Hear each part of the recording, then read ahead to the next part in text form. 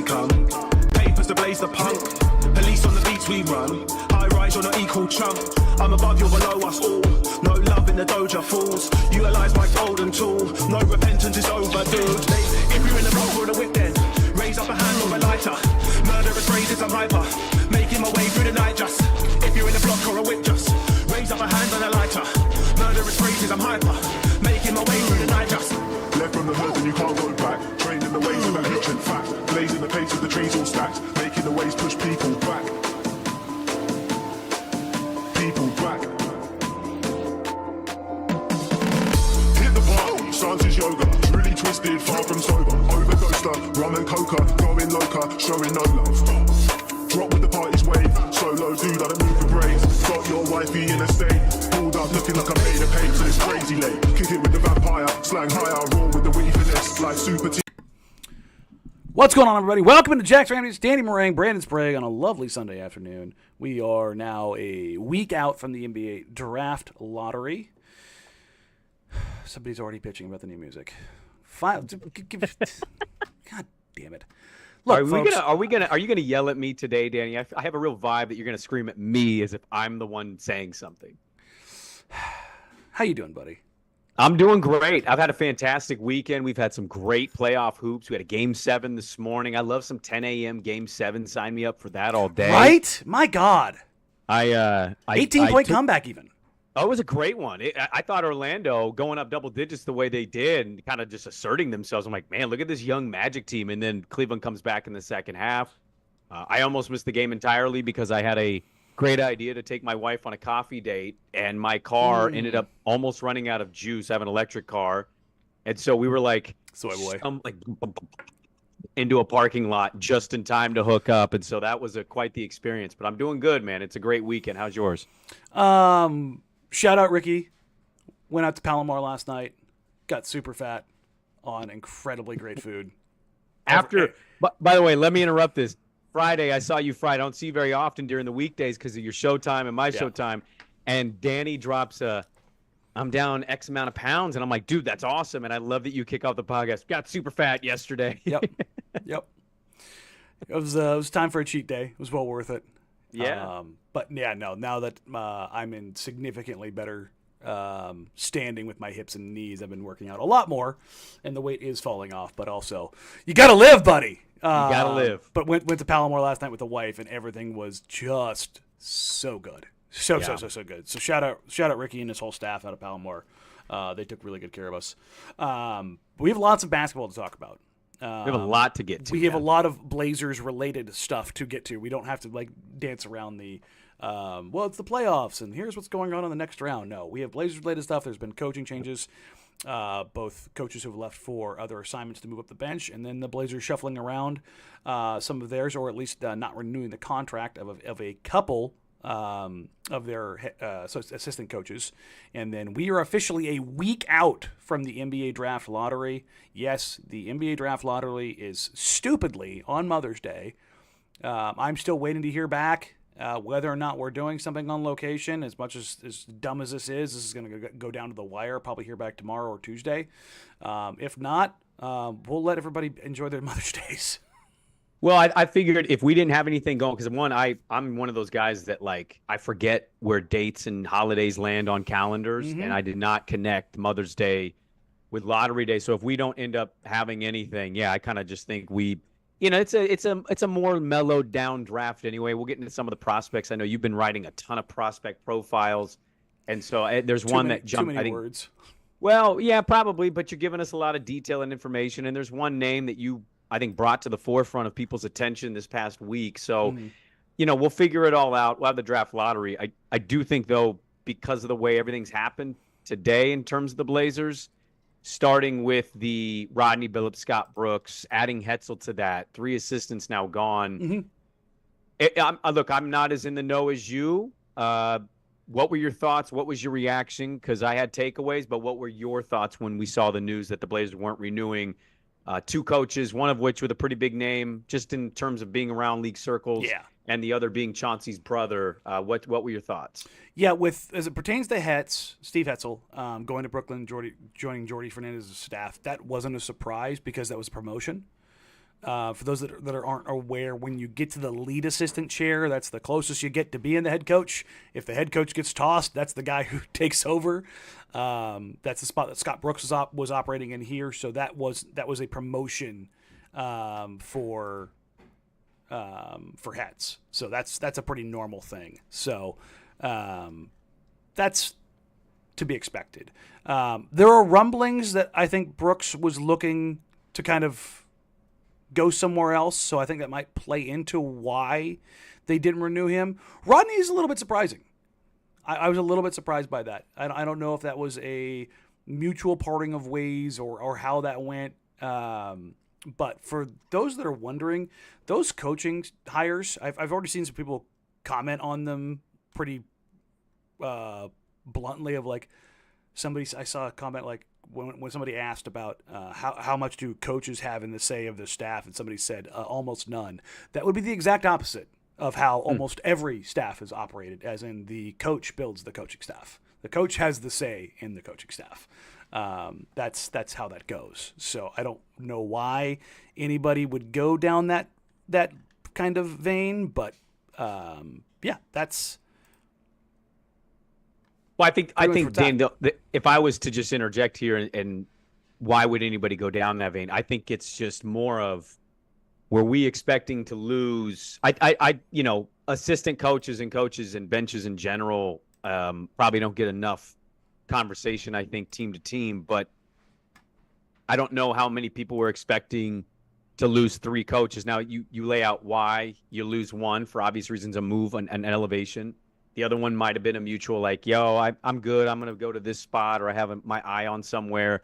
The other one's maybe a little more surprising, as you highlight. That's Chauncey's brother. So it's like seeing that is, I think the reason you get some of those is because I don't know how much people were expecting for the team to replace 3 assistants in the offseason.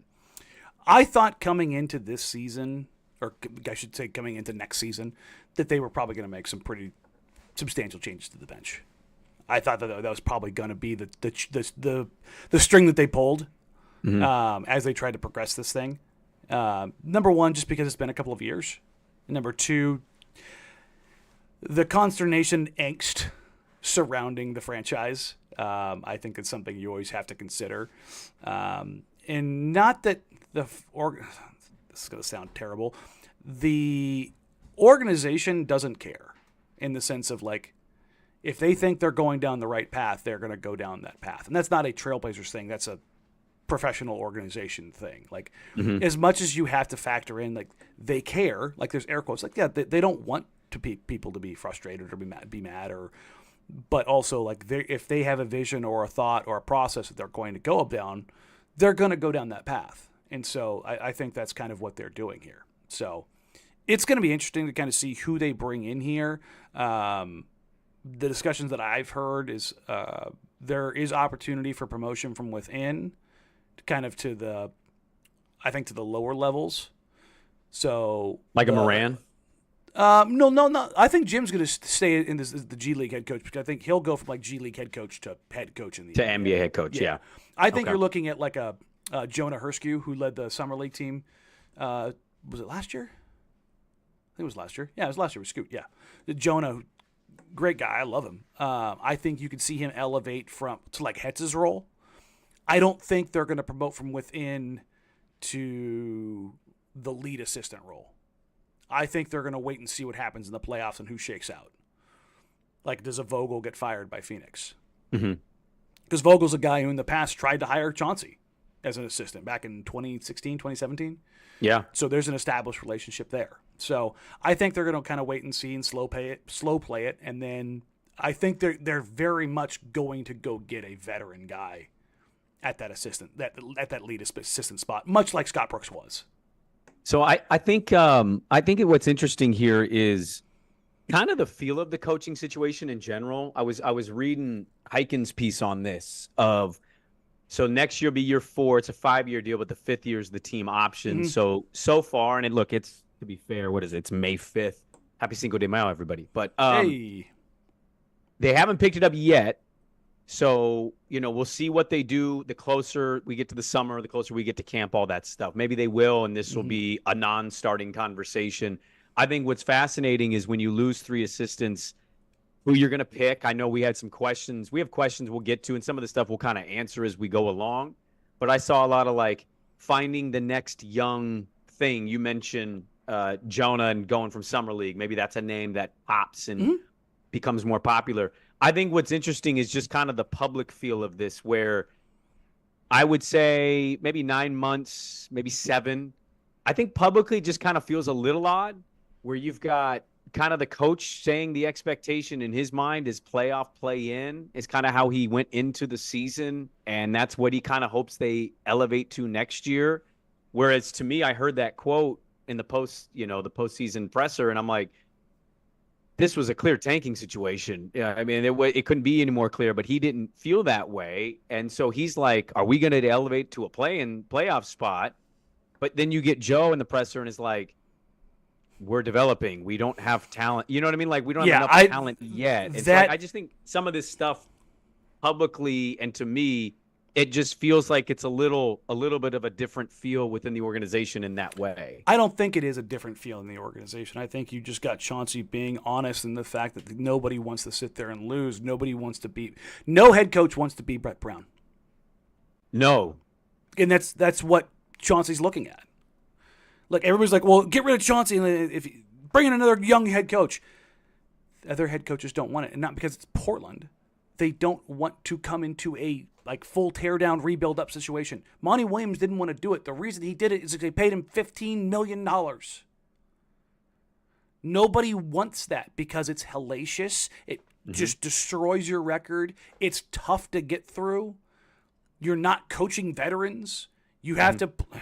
This is an unfair characterization, but you have to babysit to an extent. Oh, yeah. No, I think it is fair. I think it's fair to say that given the age of some of these guys. Like, you have to teach them how to be pros. And, like, whether you're Chauncey or you're another first-time head coach, you don't want to have to deal with all of the other stuff. You want to focus on the basketball.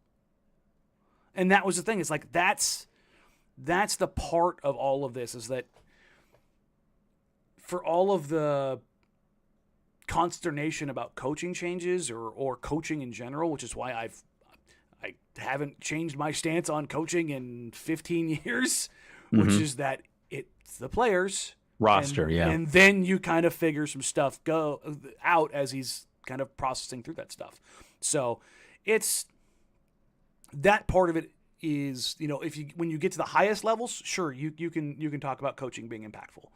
But I think it's more important about trying to kind of refresh things and all the way through that. And as far as the division, I think, between Chauncey and Joe, I think you just got Chauncey being honest. He's just tired of getting his ass kicked.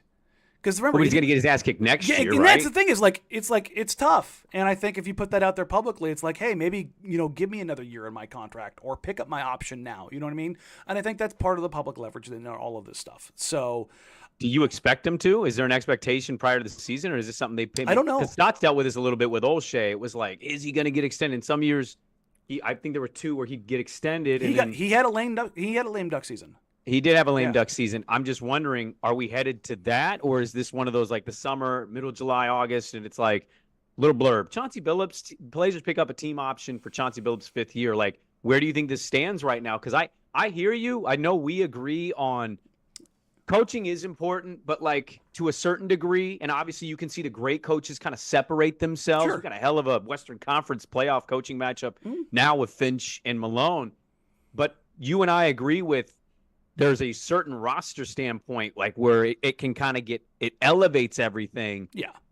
And if you're telling me going into the year that mentally you thought you could be a playoff team, and then you weren't by a substantial margin, next year you're probably the worst team in the Western Conference, at least going into everything. And you're telling me you hope they take that step? As it stands right now, they probably are, yeah. Because I just would assume San Antonio's going to take the step up. Yeah. Yes, I think they are. I think that's the natural kind of thought, is they're going to be the worst in the West, and we'll see where they're at in the league. But if you kind of end your season, and I get what you're saying, the frustration, nobody wants to suck. His record's abysmal. It would take him a few years to correct this.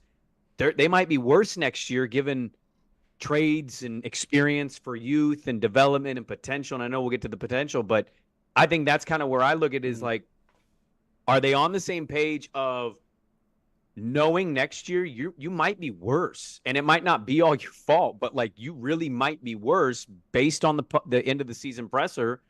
That doesn't feel like a fun spot for him to sit in, and maybe the summer will help him kind of reorganize thoughts and feelings. Yeah. But I think at the end of 82 games and winning less than 25 of them, you're just gonna be frustrated. Like I get it. Like I've talked to Chauncey, I've talked to Joe, I've talked to every stakeholder in the organization outside of Bert and Jody. Like nobody enjoys losing. Nobody does. But they all recognize what has to be done. Like that's just the nature of the beast, and that they need to process through this. They need to get a foundational piece. It is what it is. And you can sit there and say, well, Scoot and well, Shea and well, and it's like, look, I love all of those guys. Love all of them. Great dudes. No one has shown that they are the guy. None of them. And it's rare because that doesn't happen. That's the whole point. So you have to keep going until you find that guy, and you just have to sit there and dredge all the way through it until you can actually find that guy. Is that this draft? Probably not. Could it end up being? Sure. Somebody from this draft. The likelihood is somebody from the 2024 draft is going to be transformative. Are the Blazers going to get that guy? Probably not. It has nothing to do with the Blazers. And I don't think it has anything to do with where they pick. I think there's so many unknowns in this draft. It's just such a crapshoot of talent. Yeah. It's like 2013. Yeah, you have a first ballot Hall of Famer, top 15 caliber kind of guy in Giannis Antetokounmpo. He went 15th.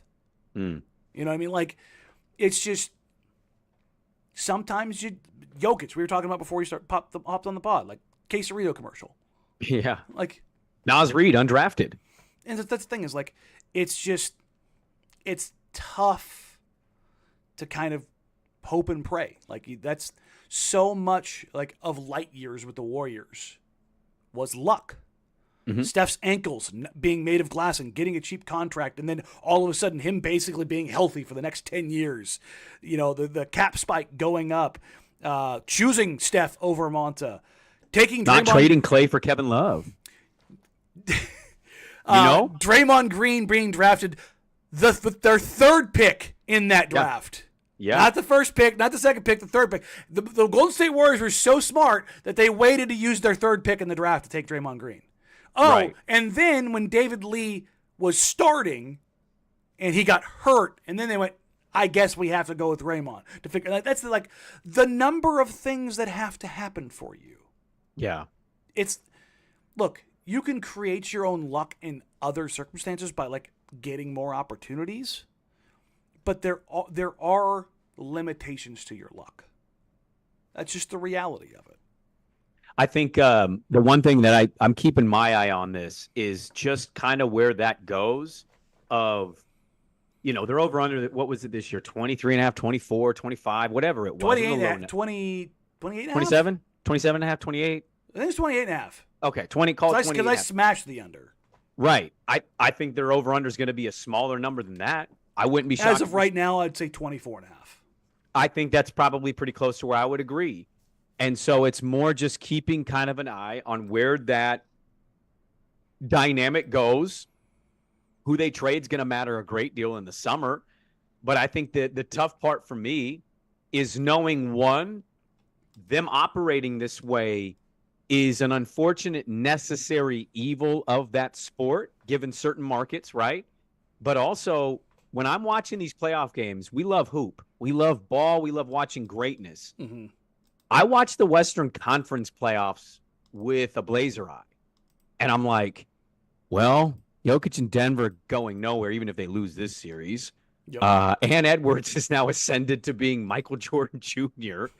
I know Wemby, if he stays healthy, is going to be generationally gifted and maybe the dude of all these dudes.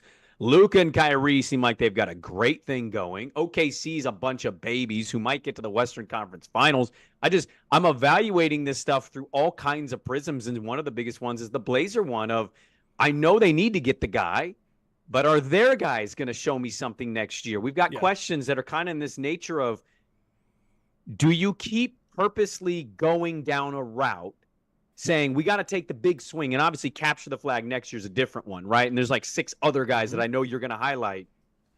but also making moves the way they brought in Malcolm and said, we need an adult, a veteran, who may not impact the win-losses, but teaches us how to be professional, shows us that we're not a complete down-the-tunnel bunch of just unproven potential guys having to navigate getting blown out by 30 or pushing to lose by 5. Mm-hmm.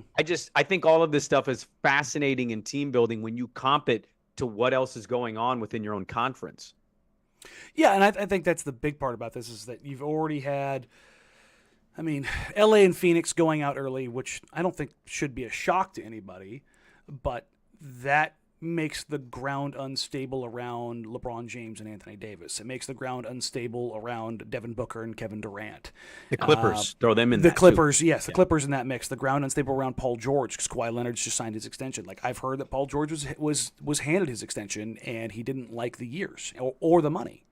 And that's what's kind of hanging that out there. And does he end up defecting east and going to the 76ers? And what about Trae Young? Like I've heard that Trae Young's likelihood of going back to Atlanta is next to 0. Like when you start, and then you throw in Jimmy Butler. I've heard Jimmy Butler's not happy in Miami about not getting his extension. So you start throwing in player after player after player after player after player after player. And with the way the CBA is, the new CBA is, and the function of how all of this stuff is going forward, I feel like there's going to be a lot of transition around the NBA, up and down rosters as they kind of lock in what their roster is going to be for the next 2 years. 2 years is as far out as I think that goes, but yeah, I think you're going to see the landscape of number one, the NBA shift as Steph, LeBron, KD age out. And the new era comes in, Halliburton, Edwards, Wemby, that group, Luka. I think that group is that transition is happening. And I think that when you kind of run the tails off behind that and how to capitalize, I think that's where you start doing it outside of the hope and pray part of it. Like you prepare as best you can, but like, you can supplant that and maybe plant the seeds for stuff. Like Naz Reid was a guy that we went undrafted for very specific reasons. We can argue about them or not, but it wasn't about talent. It was more about his body than anything else. And he's a tweener size. He's a weird kind of fit and player-wise. There was more to it than that, but beyond that, it's like if it's just Naz Reid and you don't have Gobert, does that signing matter? Not as much. No, not nearly as much. But and that's kind of thing is like. But they made that trade. But they made it matter. But as I was saying, but they groomed Naz Reid up. They built him up, right? Like they got him ready for that role. They took that swing. They took that opportunity, and so they got more value out of that after the bigger transaction. So I think you can lay the groundwork of getting guys that matter or are impactful that don't necessarily, like you said, swing the wins and losses, but that when they're getting there or they make a move, I think that's the opportunity you kind of capitalize, and that tide kind of lifts all boats, so to speak. And somebody said Ingram isn't the guy; he's the guy you bring in to compliment the guy. Yeah, no, for anybody, that's another guy I didn't mention in there. Ingram's another guy I've heard is almost 100% gone. So, well, yeah, I mean, I think they got a couple moves. I would make a couple moves on that team too, because that's a team that I think talent-wise, you're like, man, it feels like they should be a little better, but like fit-wise, they don't fit. Whether that's Willie Green or just personnel and ego. I kind of feel like CJ and Ingram, I'd put in that boat of I'd move on. I'd look to put Zion with some other. You keep Murphy, you keep Herb. You figure out if you want to keep going Valanciunas, etc. To me, CJ and Ingram are two guys that I'm just like, there's a weird fit here, and it's not quite getting them. I think the tough part ultimately on the coaching front, to kind of circle back to Portland too, is not only are you competing with these teams that have these young established nucleuses, and you and I both know this league is, you said it earlier, 2 year out, 3 year out. You can't do any more than 2 years. You can't. You can't give like much more. 18 months is kind of like right, unless like there's a weird turn here where the league like the scoring, and it's being officiated differently. The scoring is down from where it was, right? Mm. Like maybe there's this weird turn with these younger guys that Ant looks around, because I've heard every interview he's done. I'm listening to Gobert saying, I haven't been with a team like this ever. These guys might just be, maybe we're going back to the 90s where these dudes are with these teams for 5, 6, 7 years. The new because they CBA like might the also force it. situations. Yes. It might be a combination of both. And that's might be. one of the really interesting things. I mentioned this on Twitter the other day. I'm really interested to see this draft because everybody is operating under the same idea of like, well, bad teams need to make sure they have cap space so they can absorb bad contracts and assets. And I'm like, what if that's not the case anymore? Mm-hmm. Because what if you don't want to take on bad money because of what the implications of what that means? What if you suddenly get good and you have that bad money and there's really no way for you to get off of it? Mm-hmm. And now all of a sudden your timeline is already skewed. Now you've got that on your books. Do you really want to do that? Now, I guess if you're the Wizards and you're just bereft of everything and it's going to be 5 years probably before you figure something out, sure. But those kind of cases aren't entirely normal. Like the Wizards roster is so bereft of talent. It's, oh boy, there's not a lot of hope there. I mean, you can say whatever you want about Portland. Portland at least put some vets that made you kind of go, oh, okay, they've got some. The Wizards were quite clearly saying, we don't care about the entire season. Like one iota. We brought in Jordan Poole. Like, come on, man. What are we doing? There's nothing there to build forward with right now. As much as I like Koulibaly and Avdia and Kispert, like beyond that, it's like, okay, this is tough, but that's the thing. It's going to be really interesting to see kind of what the value becomes or the value scaling thing that pops out for young rebuilding teams to help facilitate or to acquire assets. And I think a big part of that is going to be the second round pick value and the ability to trade TPEs. Mm-hmm. I think those are avenues that's going to be some interesting things as far as the ability to be not only financially flexible, but transactionally flexible. And I think that's going to be the new area to kind of exploit if you're a smart team. But that's just going to be reading the tea leaves. Yeah, no, I think, tea leaf reading is kind of what we're in the business of doing. And sometimes you read the wrong leaves or whatever, but smoke the wrong leaves. Smoke the wrong leaves. It's certainly a thing that's happened before. I'm keeping the antennas up because I'm with you. Chauncey might come back in like, yo, guys, I'm ready. Let's develop. Let's, go Ballmer on us. I'm kind of curious because I think they're at least 2 years away and his record's already so bad. So it's just something for me to keep an eye on how he feels the staff out, how he feels come back in their introductory press conferences to the next season, given that we both kind of agree, and I think most people do that care about the Blazers, that they're not going to be a very good team. But the draft lottery is rapidly approaching. A week from today. You've talked about it, man. Like this draft just publicly is getting eviscerated of, hey, picks 2 or 1 through, 19. One of those could hit at any given moment based on how tough it is to gauge this.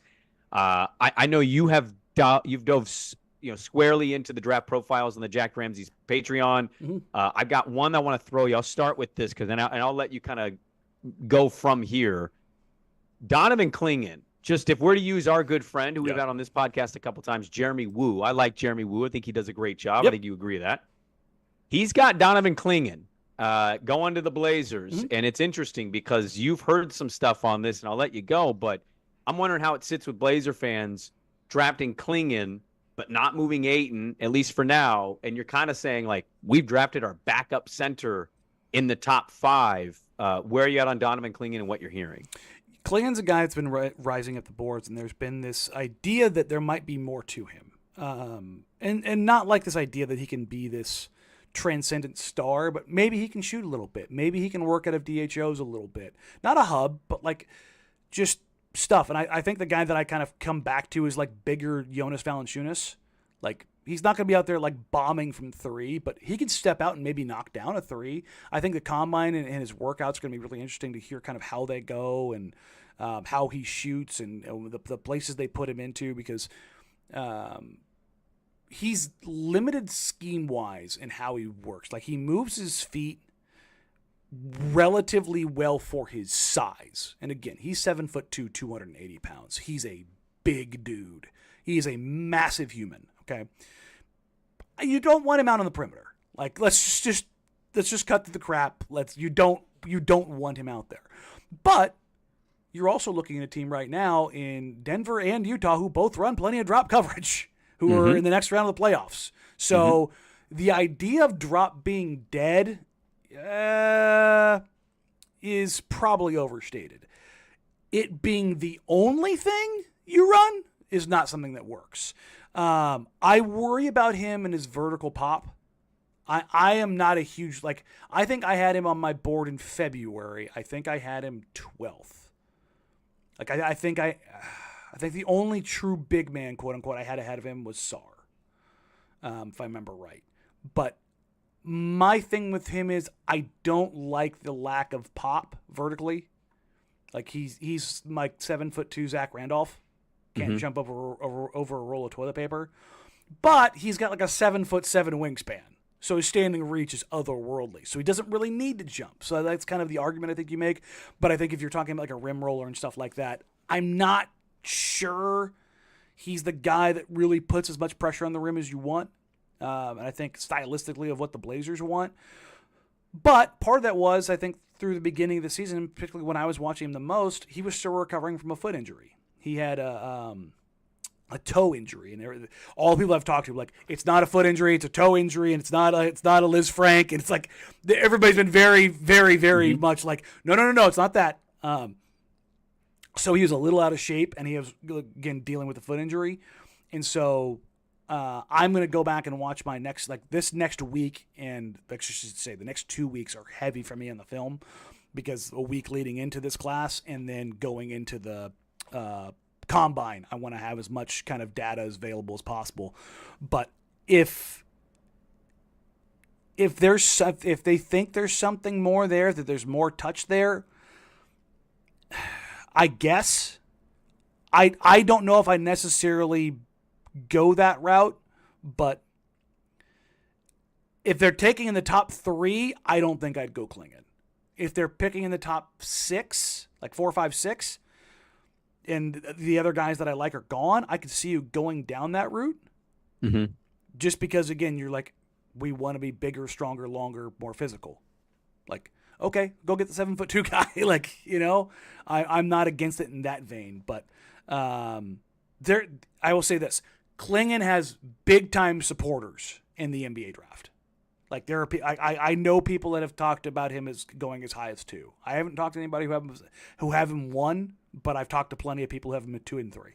Yeah, 1 is such a wild card at this point. I mean, I've seen so many different names on mocks, and it's just all about fit and team. But Castle's the one that's rising up right now. Castle's the one behind the scenes where I could see him going number 1. Your early May assessment. I want to make sure we kind of set some of this stuff out. Your early May assessment, which, this can change in mid-May for all we know.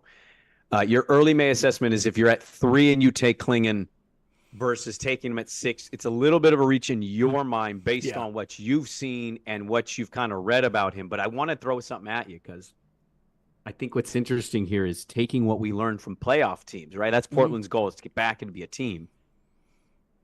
So the way that the Knicks have operated, it's been very the New York Villanova Wildcats, right? Yep. You've got the 3 guys there that have the pedigree.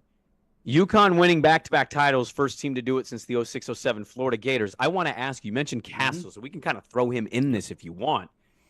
Is there an element, though, of winning pedigree? Yes. This is almost a non-nuanced thing. I'm not even going to let you finish it. Yes. Yes. Okay, so that's people believe in it. Yes, because understanding time, place, situation, understanding what it takes to get through those moments. What Yukon is doing too is running an NBA system. They on are both sides of the floor, so their IQ and their feel are significantly higher and tested. Okay, and their ability to fit into a role like that, those are things that have got them. Those guys rising. Yes, very much so. So it's possible that like their game, their physical attributes, you may classify as a little bit of a reach to go from 6 to 3, but the thing we're talking about may knock some of that stuff feel and back IQ, and say, yes. Yeah, okay. So okay. Well, I was just wondering, like, no, taking it away. I knew where you were going with that as soon as you said the Villanova stuff, and that's a discussion I've had with probably 15, 20 different scouts. Like, okay, that is a thing that has come across from a lot, is that their understanding and feel for like how to make advanced reads and not run the simplest stuff. Like, did you see the video of Hurley with Reddick? yes, Yeah, where he's like, they have like, I want to say like 11 reads. that was part of why I put it on the show notes. Yeah. Is like, I want to like bring this up because I think it's interesting to take that into account when you're evaluating some of these prospects. This is the most NBA ready system in America. They've won at the most elite level and done something you haven't seen in 17 years. So it's like, and they're doing it in a way where guys are sacrificing. Like there isn't a single night where anybody's chucking shots. no. It's like and that's the argument I think behind the scenes for Clingan is like there could be more there. Yeah. So we'll see. I know we want to get some other prospects. There's one I'm going to throw at you that might not be at the top of every Blazer list, but there is somebody that asked this question, so I'm kind of roping in a question-related thing with this prospect. I interviewed Ben Golliver 2 weeks ago, and Ben diving into draft stuff, maybe not as much as other people, but he just shared a thought, and he said, do the Blazers go, and we got a question on this, do Blazers go with the fit, or do they go with best player? And that player that Ben threw out, big good friend of the show, Reed Sheppard. He's all over Reed Sheppard. Now, Reed Sheppard fits a category that some Blazer fans might yank their hair out if they take him. But your perspective or thought on best player versus fit versus positional need, because he doesn't necessarily address that for obvious reasons. But there's a lot of people that really like Reed Sheppard, who, by the way, he picked Mystic Dan to win the Kentucky Derby. So shout out Reed Sheppard on that. But your just general thoughts of taking best player versus fit versus all that stuff and a prospect like that doesn't necessarily fit what they're looking for. I like Reed as a player. I also think he's Fred VanVleet version 2.0. I'm not mad at that. It's a good player. It's a good player. But he doesn't have any rim pressure, like, at all. No. He could shoot the living shit out of the ball, which you love. Super high IQ. He's small, but yet his steal rate numbers and block rate numbers for a freaking guard are through the roof. He's a competitor, tough, hard-nosed, and then I could go into all the white guy attributes you want. First in, last out, real go-getter, all that shit. High motor, gym rat guy. Yeah, exactly. But like his talent's higher than that. I would jump out of a moving vehicle if they took Reed Sheppard. I'm going to quote you on that when the draft's coming and we're watching and they say Reed Sheppard. I'm like, Danny, it's time to run a traffic. Yeah, it's kind of like, and it has nothing to do with Reed, and it really has nothing to do with the Blazers as far as like the talent scale, in the sense of like, I like Reed. And if you're the Washington Wizards, you should take Reed. If you're the San Antonio Spurs, you should take Reed, because you should not have 4 guys in front of somebody. Like, even if you moved Ant and Sprague, I still don't, like, I am not so enamored with Reed Sheppard's ability that I would draft over Scoot or Shea or Ant or whoever. That's the thing. And I'm not against drafting over somebody. If you think somebody is better, and I don't care, like, you're a team that you're the Houston Rockets, and you come into this draft, and let's say Alex Sarr was Wemby 2.0 or 0.8, not quite Wemby, but like, you've got Alperen Şengün. You're like, kiss my ass, Alpi, see ya. Like, you know what I mean? Like, if the guy is just so much better than what you have, I don't care if the guy's young. You go get him. And I don't think Reed is that kind of talent. I like him, but I think, again, if I was projecting him at like his highest, I think it's like a Fred VanVleet. That's where I come down on him. It's like, good player, but do you think that's the guy? And I'm not sure that that's the guy that you want. God, some of this stuff is tough to pin down, because you could always pull something on the internet and be like, look what you said in May. Yeah. Would you lean that you'd be more surprised if they're addressing that positional area than the 3, 4, and with 5 the amount of size on the board. Yes. Yes, Okay. I would. Which is why I understand them going at, like, if they went after Clingan.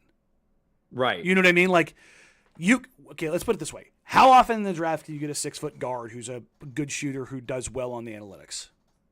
Every year. Pretty much every year. How often can you get a 7'2" guy who, regardless of how you feel about him, is productive on both ends of the floor, high IQ, and you can project it at least being like a solid starting center? That's not going to happen every year. It's not all the time. Yeah. So, like, that's like scarcity. This is the big thing. Remember last year we were talking about Scoot and Brandon, and everybody asked, which one do you like better? Which one do you like better? Like, if you think that they're both on the same tier, Brandon Miller and Scoot Henderson, and you think they're the same tier of prospect in the long run, who would I rather have? And I said, what is more scarce, the 6'2" point guard or the 6'9" guy with a ratchet? Mm-hmm. It has nothing against Scoot or it's nothing positive about Brandon. I lean towards two things in determining tiebreakers, so as it were, in tiering: scarcity and size. Okay. And so I don't think anything Reed Sheppard does is either scarce or with size. So I don't think you go chasing that rabbit. Well, and the only reason I threw that, I was just curious because Golliver had said that, but I go back to that. I think it was the introductory press conference when Joe was officially named the general manager, and it might have been you, it might have been Sean, but something basically asking like talent criteria, roster building type of question, and he basically was like, we got to get long and athletic. Yep. And it was like, we want a ton of wings, and we understand that. But I think people just kind of going forward, like somebody. You saw the shooting this year and you went, well, maybe they could use some shooting. Well, shooting is important for sure. But like somebody asked us about Nikola Topic, right? This international 6'6" young guy. If you get me to squint, I can see you taking him. Okay, because he's an interesting you said San Antonio for Sheppard, and I'm like, that smells like the Spurs. A 6'6" guy. Point guard is where that was, Yeah, but he's a tall guy, and obviously he's not really known for his defense. He's a playmaker, but like with Wemby, I mean, that smells like the Spurs, but maybe that's a guy that Portland is sniffing around, and you're like, well, he's 6'6". I don't know how that works with Scoot or what like the ball, usage rate is stuff, but that kind of checks a box of size, right? He's a crafty finisher, a plus playmaker. I think the shooting will get better. I was doing a deep dive into shooting in general and like looking over like the last 10 years. Actually, the guys at No Ceilings did something along those lines too. I should plug them. One of the guys there I was listening to the other day mentioned like, if you take out like Giannis and a couple others, like the top lottery picks in the last 10 years, almost all of them improved their shooting. Like the guys that stuck, that were good, like people forget Luka shot 31% at Real. Like everyone's like, oh, he's a poor shooter. He led the league in step back threes this year. Mm-hmm. Like, and I think he shot something like 36, 37%, something obscene. So when it's the thing that I question the least is shooting, with caveats of like, does this look functional? And I think with Topic, it looks functional. I think with Alex Sarr, it looks functional. I think there's some other guys in the draft, like Castle's the one that I kind of worry about. I'm like, that one's maybe a bit tougher. It's maybe a tougher sell.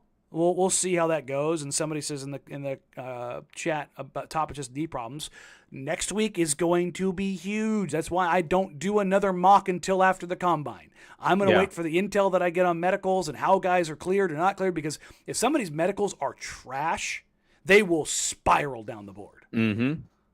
And if all of a sudden, it's didn't go good for him, you're going to see him go, boo! Like, Joel Embiid's talent, let me put this in perspective. Joel Embiid's talent was so overwhelming. He had 3 red flags and still went third. For those that don't understand, like there's actual red flags that pop up on your records. And 1 is usually enough to tank you. 2, you're like, 3? That's how overwhelming the talent was with Joel Embiid, and he still went third. Yeah. So there's a scale. I still maintain it's the right pick too, given everything he's been able to accomplish. If you told any GM that night before the draft his career, Considering what everybody knew about his medicals, he'd go 1. He's going 1. Yeah. But you yeah, wrote back about to Topic, like yeah. I could see him going down that path, even though he's quote unquote a point guard, because I think that the talent and the fit, while wonky, is something you can squint at and see. So and I want to give you credit here. You put out a name that I think got a lot of people going, hello, potential. Tidjane Saloon from France he is the French. He is the French, but he's in France. Some people deem him the French Giannis. Like there's like a lot of, he might not be done growing. He's 6'9" right now. And like he's got some tape that if you go look it up on YouTube, you're kind of like, oh, hello. And he's kind of already thick for what his age and size is. Yeah, no, he's huge. You did a deep dive on him. He's certainly, maybe the combine and all these workouts will change this in a drastic way. Let's pretend, though, he's at kind of where he is in most mock. He's kind of the Warrior pick area. He's not so much the first Blazer pick. What have you learned? And I encourage people, go to the Jack Ramsays Patreon, sign up, read these deep dives. And I want to allow you to kind of throw out some other names, too, that I haven't brought up so far. But with Saloon, like, what have you learned about him as a prospect?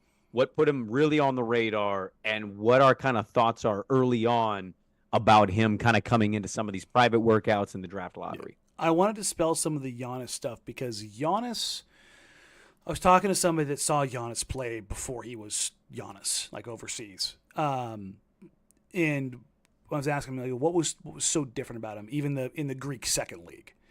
He's like, you could just see, like, the way he handled the ball. He was a point guard. Like, he had, hands the size of a baseball mitt, and it was just different, right? Saloon is not that. Nobody in this draft is that primary creator type, like, that is on this level. Like, Topic is probably the closest you get of being, like, somewhat of an engine. Saloon is a guy, and the reason why the article is Tidjane Saloon the biggest swing in the draft? And I think he can be. I don't think he has to be. But if I'm banking on somebody, and this is like where you look at the physicals. So he's listed at 6'8", 212. Okay. I've had people who've gone over there and seen him in person multiple times over the past year who tell me he is 6'10" and 225, 230. That's why I kind of went 6'9". It seems like there's a swing between those. What his measurements, when they come back, I'm going to be really interested to see what they look like. Yeah. Because he's huge. Either everyone in France is 6'3" or he's enormous. Because when you see him on tape, you're like, good God, that kid is huge. And his mobility, his athleticism, his motor, his engine, like, work rate is a skill. And he's the kind of guy that he just doesn't stop working. And it's not fake hustle, because there's a lot of that. But there's a lot of stuff that kind of needs to be snuffed out in him. I think defensively he could be really good, but he also vacillates between incredibly good and very bad, because he calls, and I highlight this in the article, golden retriever energy, where he's like, all over the place, instead of just settling the hell down. Just chill, bro. And I think if you can, it's easier to wind a guy down than wind him up.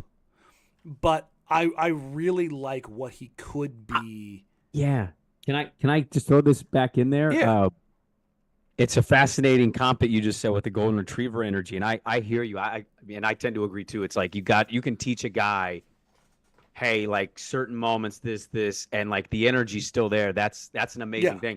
I saw a video, and I don't know why somebody tweeted this out, but there was a video of Giannis when he was still developing. He wasn't Giannis yet, and he got like a physical foul by Dunleavy when Dunleavy was at the Bulls, and so he gets up as a kid, and he's probably 19, 20 years old, and he gets up, and he sprints down, and Dunleavy's shooting, and Giannis just basically checks him full speed. Dunleavy flies into the crowd, and Giannis just stares at him and then walks back, and I'm like, as you said that golden retriever thing, I'm like, I think I kind of like having a golden retriever. It can be a little messy. It certainly can be questionable, but I like having a guy who's just always engaged. I don't want to have to worry about you don't have to wind a guy up. Well, I mean, to be honest with you, I don't mean this to be some like big hot take. Sometimes I kind of question this with Shea a little bit. Like I'm just like, Are you wound up? Are you ready to go? Like, Yeah. I like seeing the energy from guys and knowing at least at the minimum it'll be there. Now, can you harness it? That's the important part. But I'm not mad at that kind of comp. I like guys that have that motor going. Okay, so it's not a 1-to-1 correlation, and I highlight this in the article. But I wanted to call this out just because it was interesting as I was diving through the numbers. Okay, so you can look at like rebound rate, block rate, steal rate across leagues, and his defensive rebound rate, his block rate, and his steal rate, which are 16%, 2%, 1%, like marks. Saloon finished at 16.7 rebound rate, 2.7% steal rate, and a 1.2% block rate. I think there's room for growth on the block rate. 2.7 steal rate, really good. The only forwards in the NBA last year who had that mark: Tari Eason, Jonathan Isaac, Scotty Barnes.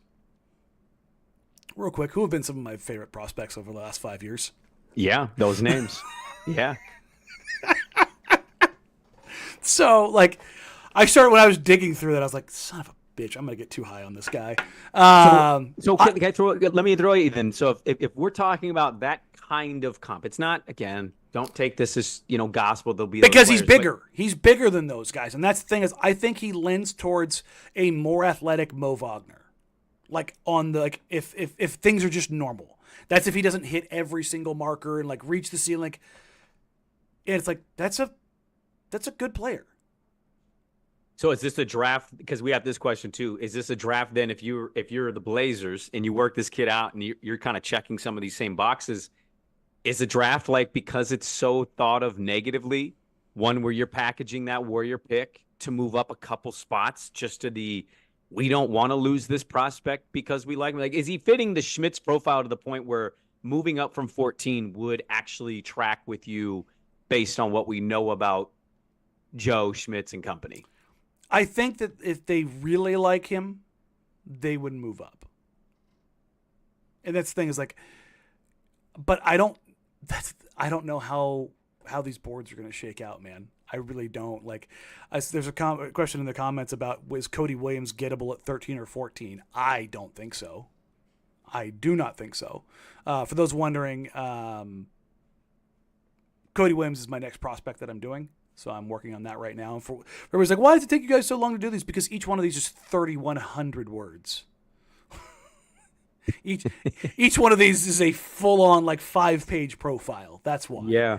Actually, that's like 7 pages, isn't it? Yeah, it's like 500 words a page, I think is what it is. So, yeah. There's a lot. But I'm working on Cody as well right now. And somebody's asking, can he shoot?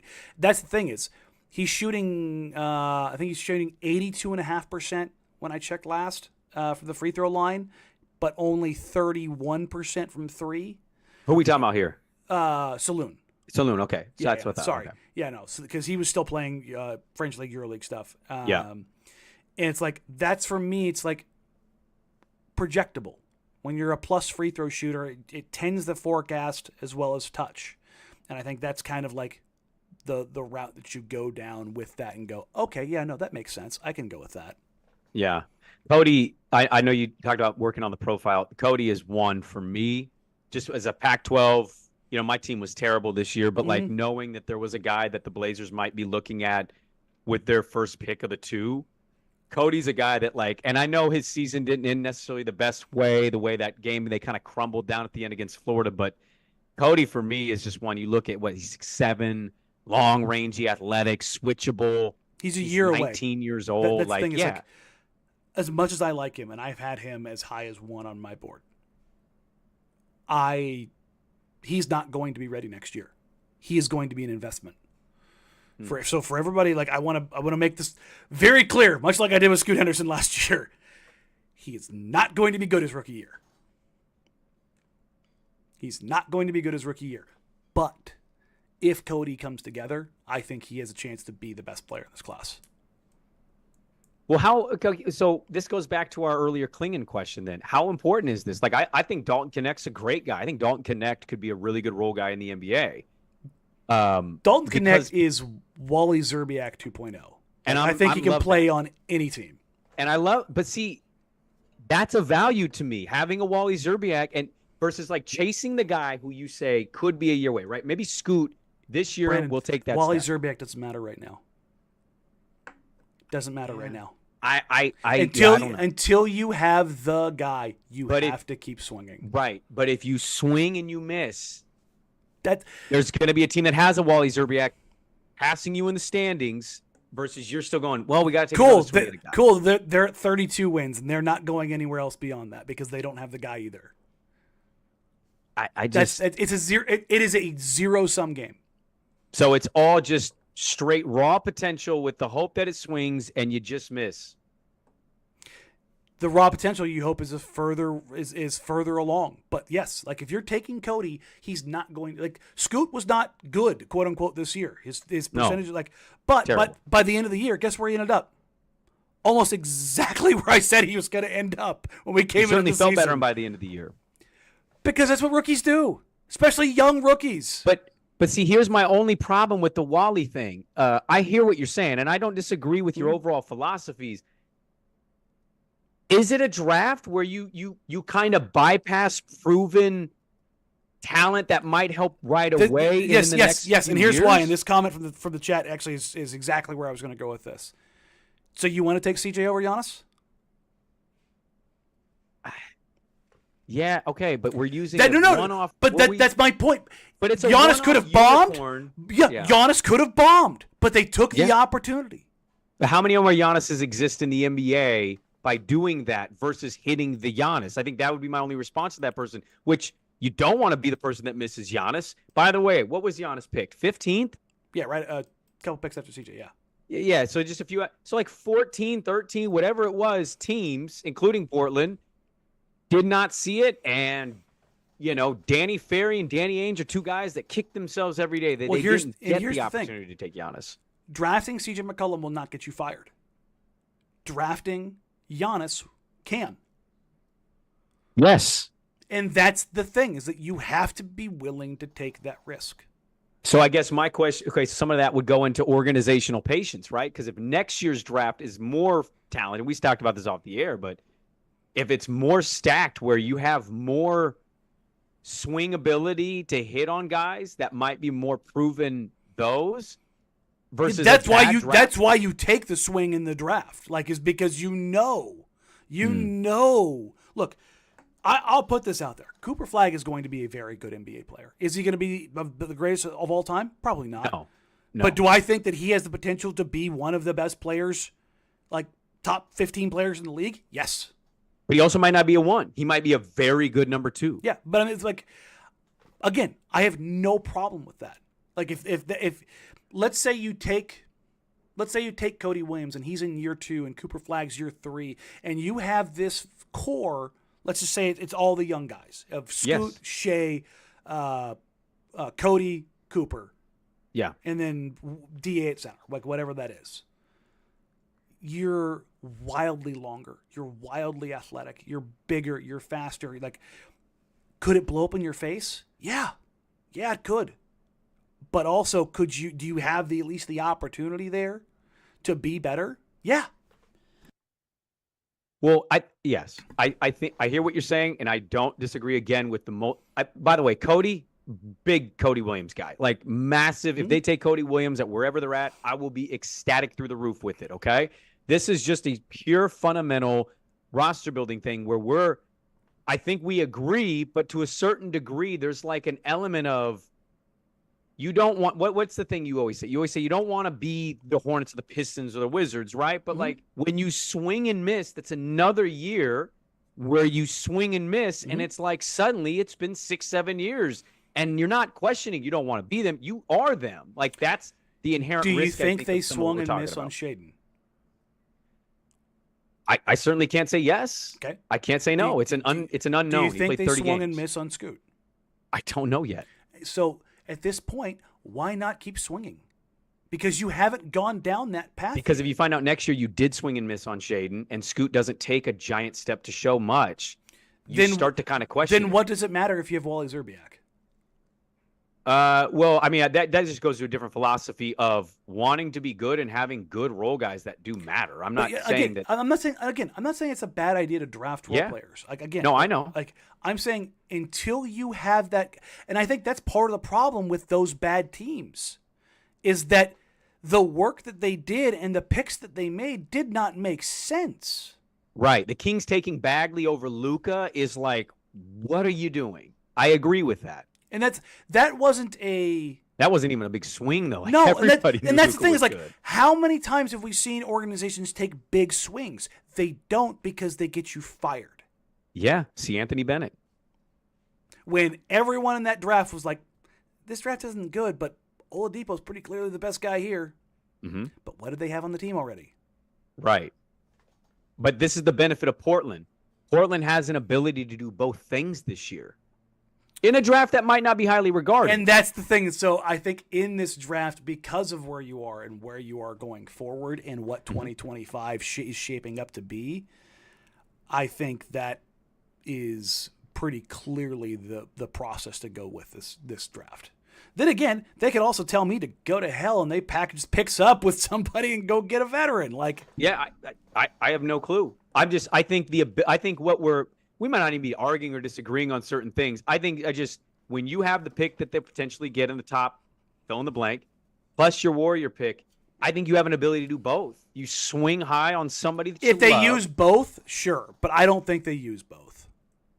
You don't think they use both those picks? No. Doesn't their history suggest they will? I think they're going to explore it. Okay. We'll do like a beer for the sake of the show. Yeah. We'll make like a beer bet. I will be a little surprised if they don't use both picks. I just think their criteria and their scouting suggest they like to take risks. I think they'll use one first and one second. Okay. I think that's where they'll go. Okay. So, Sarr, where are you at on Sarr? Number 1 on my board. So if they get that pick, that's number 1. You think they go Sarr? Yeah. I know I'm prone to hyperbole with stuff when I'm having fun, but when I'm doing my evaluations, I try to stay away from that as much as humanly possible. I have never seen somebody that size move that well. Never. Really? Never. Even Triple J? No. Jaren's got too big of an ass to move that well. Like I mean that's seriously. Like he's just. If it was football, I'd like that big ass. No, but I think that's kind of one of the things is like with Sarr that I'm kind of like, can he play the 5 full time, because he's not he doesn't have a very long back, but he's close. little Taylor Swift there, you know. Shout out Jesus Miro. You can just call it a Brandon Sprague. It's not like, you know, I'm working with a lot here either. Does he project real quick? Does he project as a 4-5 to you? 4 and 5. That's the question. Well, I know you could probably. Where do you think they prefer him though? Because I think he's more like Evan Mobley. I think he's a 4-5. Okay.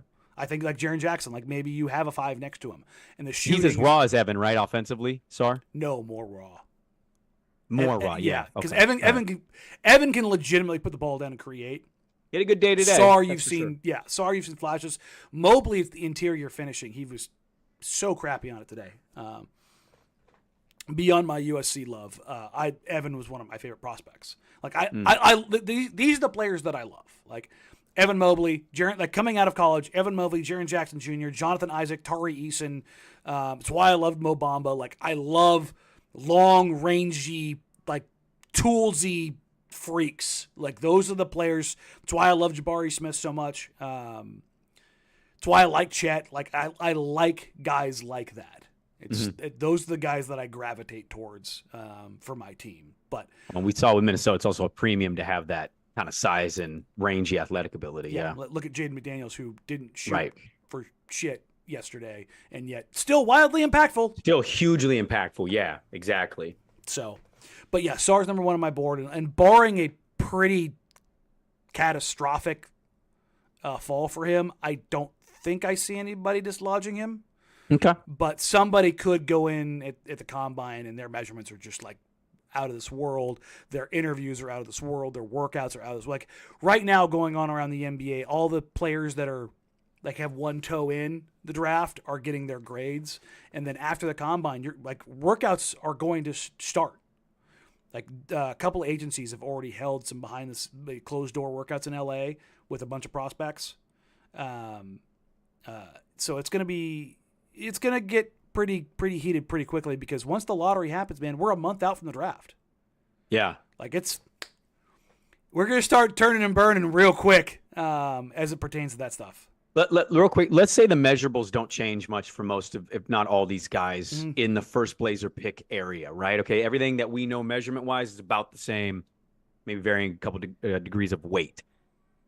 What for you would move Sarr off one for Portland, just in your mind, if it's not size or measurables? Like, what is it talking to people? Is it watching more? Like, what would it be, if anything at all, that would move Sarr out of one for you?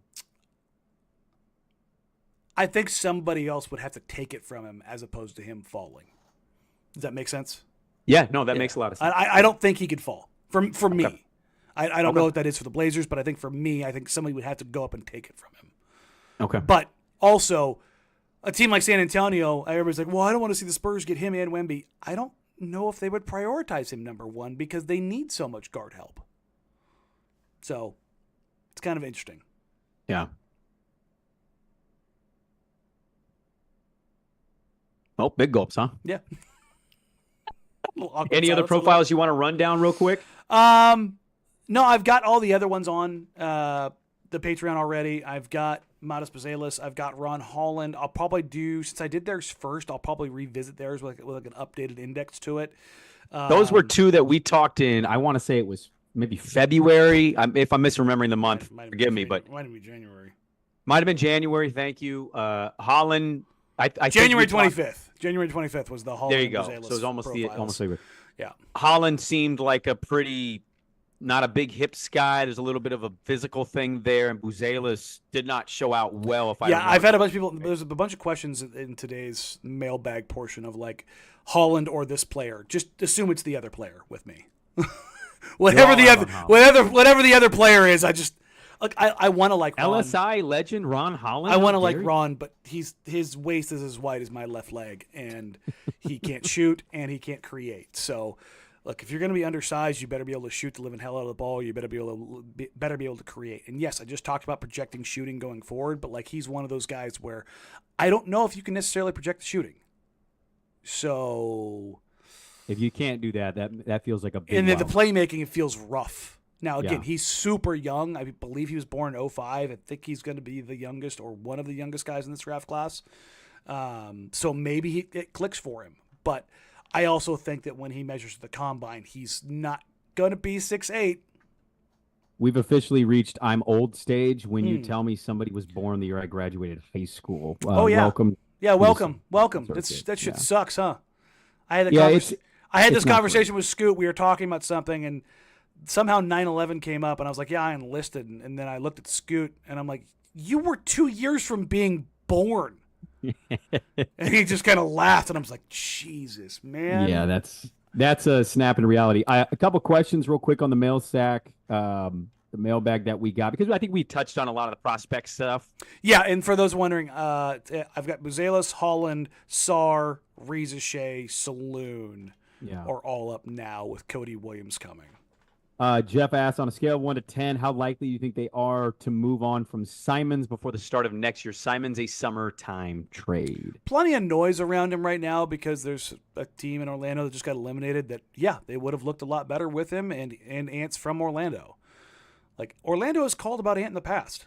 Like, that's not state secrets. Wouldn't shock me if they called about him this summer. Whether or not they're willing to give up something that Portland would be willing to make that move for, I don't know. Does Monk Simons make sense to you for them? There's some smoke with going to Malik get both of them. Have Monk, like Monk off the signing bench. Monk. Simons is yeah. I could see him going down that route. I keep hearing Clay, and I'm just like, they don't need a stationary shooter. They need an off the bounce shooter. Like, sure, Clay could go there and he could take his boat to the arena, and keep that up. Although, Clay could do that in Portland. He could live in Oregon City, just north of the pass, and motorboat his way up the Willamette, the old Willamette, and park at the silos. Just because that's possible doesn't mean it's necessarily going to be the way you need to go with it. But yeah, those are the kind of guys they should prioritize. Like, they should not go and get Zach LaVine. Please don't go get Zach LaVine. I think the whole NBA's out, and they won't report that because I think it's pretty clear as day. Yeah. Eric wants to know, for the group of fans, what do you say to the group of fans that say us being $9 million over the cap with few teams that have enough cap space / assets to trade with this summer, and even fewer at the deadline ? Do the fans need to expect getting back little but cap space for guys like Sprague or Time Lord? No, stop listening to the idiots peddling you otherwise. Wow, that was very quickly. No, it has nothing to do with him. I've seen people just out there like freaking out about it. We are almost a year away from that. Like 9 months. We are 9 months away from this. There's no reason to. If we get through 3 transaction cycles and they're still like, they're having problems here, then yeah, panic. But this is just way too soon to panic about that stuff. I honestly think you're probably going to see a big part of that solved at the draft. And this isn't like a Portland thing. I think that across the NBA, I think the NBA draft is going to be an absolute shit show of transactions, either leading up to or right after. What would be our ideal off season? Oh God, I don't even know right now. I need to, number one, I need to see the lottery. I need to see who they're looking at, what they're looking at, and then who is going to put who on the market for real. Because there's plenty of guys that are on the market, and then there's guys that they could be on the market. And this is when the put up or shut up times for the teams that want to make big transactions happens. And that's not necessarily but the Blazers. I'm talking about the teams that want to go all in, like a team that wants Jeremy Grant, a team that wants Malcolm Brogdon, a team that wants Anthony Simons. They aren't making those moves because they're in a rebuild. Those are teams that are like, we want to take the next step. Yeah, you need that piece to kind of put you over the top. Right? So those are those teams over their intel that they get basically from the combine, not necessarily for the draft, because the combine is where the first talks start taking place for trades. Like everybody's in the same room, and then if they don't happen at the draft, then they happen at Summer League. And you have those talks again, and everybody's kind of leading up into that. And then you have stuff that happens in Summer League. So I think those are the kind of things that you're looking at as far as how those things are going to shape up. Once, and this isn't me like ducking the question, like I want to know what their hopes and dreams. Like I'll have my talks with the Blazers. Like I'll talk to Chauncey and I'll talk to Joe, and I kind of understand like, okay, now that you guys know where you're picking, you've had your workouts, who do you like, who don't you like, kind of a deal. What were you guys hoping to get? You know, what are the deals that are out there? I'll reach out and do my own intel talks around the league, go who's moving where, who's trying to get X, Y, or Z, and then kind of try to you're basically just trying to draw the lines like Charlie from freaking whose line is it anyways, from Always Sunny. Do we expect, I mean, it's one of the questions we got. Do we expect the Blazers to announce the draft lottery representative? Yeah, I would imagine that's going to happen very soon. So it has to be this week, right? It has yeah, to be okay. And I would imagine that probably maybe tomorrow. Because the B Roy, like somebody says, is it B Roy? Is B Roy? I don't think Brandon's going to do it again. I think they're going to go with somebody else. I think they're maybe putting Brandon on ice until next year. when it really matters, you got to bring him out. Yeah, we need the big swing to go our way. He's moved up twice. I went through all the questions, a lot of like prospect questions, trade scenarios, stuff that we kind of just went through. Everybody wants to ask Chauncey questions for obvious reasons. Would you be able to give us your best guess, yes or no? You think they extend him before the season, or is it something like maybe happens early in the season? I think if they make that decision, it'll probably happen at Summer League. The transaction windows that have kind of happened at Summer League. I think once the new league year hits and kind of everybody understands where everything's at, and after some stuff has taken place, maybe Chauncey doesn't want to sign an extension. Maybe the Blazers want to have things open. That's the thing is, I don't necessarily know where things are going to sit in July. And that's the thing is where it's going to be – the next 60 days are going to be massive for this franchise. I will only read this question because this person says they have subscribed to our podcast. Our general yes. No, I know this one already. I already liked it. Go ahead. I mean, absolute jackass. And I'm not defending Patrick Beverley in any way. What an absolute joke. I hope the reporting, though ESPN's denying it, that they're banning him from content. Like, I applaud it. I think it's great. He reportedly apologized to the ESPN employee herself. She said that. I don't know why we need to go here every time, but like sometimes when you're in these media scrums, you're thinking of your own questions, your own content, your own piece. Mm-hmm. You're not always highlighting or thinking about what somebody is saying to something else. Mm-hmm. And so, like, somehow every media member in that scrum caught a stray. And I'm not saying, again, it's right in any way. Would have been nice for somebody to say something, but somebody. Yeah, I was a little pissed that nobody said anything. I'm with you, but, like, sometimes you're in your own bubble and you're not just, like, paying attention to everything is all I'm saying. And I think some of that stuff not being in scrums is kind of where that sits. That being said, absolute piece of crap. I hope he's out of the league pretty soon. He doesn't bring a whole lot of value anymore. He got everything coming to him, and I hope everybody unsubscribes to the podcast. It's ridiculous. Yeah, you know where I stand on Beverly. People have joked with me like, "Oh, you'd like him if he was in Portland." No, I wouldn't. No. Russell Westbrook and Patrick Beverley are two players I never want in Portland, ever. Actually, you can drop Russ out of that because as a human being, at least he's a decent dude. Patrick Beverley and Carmelo Anthony were two people I never wanted in Portland, and everybody knows how I felt about Carmelo Anthony. I didn't change my tune when he got here. 00 Mello. God, I'm so glad Scoop took that number. No, what Beverley did was it was a complete piece of shit move. It would have been really funny though if like that happens, right? And that's without even talking about the fact that he hucked a ball at two fans. Well, I mean that's a whole other, like, holy crap, be suspended for 20 games. Yeah, you dumbass. It would have been really like I would actually like this part of the media though. It'd be funny when these things happen. Just the collective just walk away. Shuts cameras, lights off. Everybody just walks away and turns around because we don't subscribe either. Nobody in that scrum realistically is subscribing to that podcast. I thought it was all very dumb. He just found a way to double down on his own stupidity, and I mean he had to walk it back and he did. But yeah, absolute jackass, man, unbelievable. It's dumb. Yeah, dumb. And that's all the questions. All right. Well, thank you all for being here. We appreciate you. We love you. Now that we're ramping up, the content will flow. If everybody's like, why haven't you guys been doing more shows? Because I've been writing. That's why. 3,700 words is not, yeah, that's a lot of time. Yeah, I'm also working on a bigger project that I might have some more to show here later this summer. So we'll continue to do shows as the news necessitates them. We will do something on Mother's Day, regardless of whether or not we are on location or not. But I should have information on that probably by tomorrow, I hope. Tuesday at the latest. Other than that, you got anything else? No, I think that's pretty much it. We ran through kind of everything, touched on some prospects, where they're going now, the coaching staff stuff. I think we got everything. Oh, somebody sent me a DM on the Jack Ramsays Patreon. I want to throw this out to you guys, too. I am going to be at Summer League. My wife and I are going down there again. But they mentioned we should have a Jack Ramsays meetup at Summer League, of which I am not opposed to. So if there's a spot that you guys want to meet up, whether that's at a casino, at a restaurant, whatever, shoot me a message, shoot me a DM, shoot me a tweet, whatever, and I think it'd be kind of cool. Have a little Jack Ramsays meetup, and we can all lose some money together or something. Everybody collectively going on red. Yeah, I like it. So yeah, make sure it's on 7. But yeah, along those lines, I'll be at. That's a good idea. I'll be at Summer League, and we'll get something going on in that vein.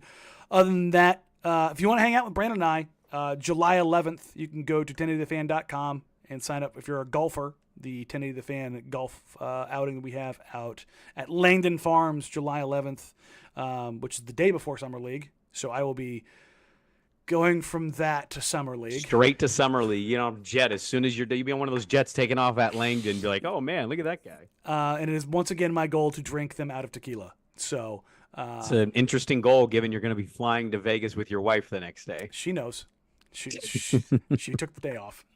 But other than that, you can catch Brandon every morning, 6 to 9 on 1080 AM The Fan. You can catch me and my co-host, Dusty Hira, on 1080 The Fan from noon to 3. And until then, everybody have a wonderful, wonderful, wonderful night, day, whatever. I don't know. I get this stupid ring light in front of me. I can never tell what time of day it is. Enjoy I'm assuming it's still pretty crappy weather. Hopefully the sun comes out. And then we'll catch you guys, if not later this week, 100% Sunday afternoon for the draft lottery, where we will see the fortunes for the Portland Trailblazers kind of going forward into this draft and kind of how things shape up.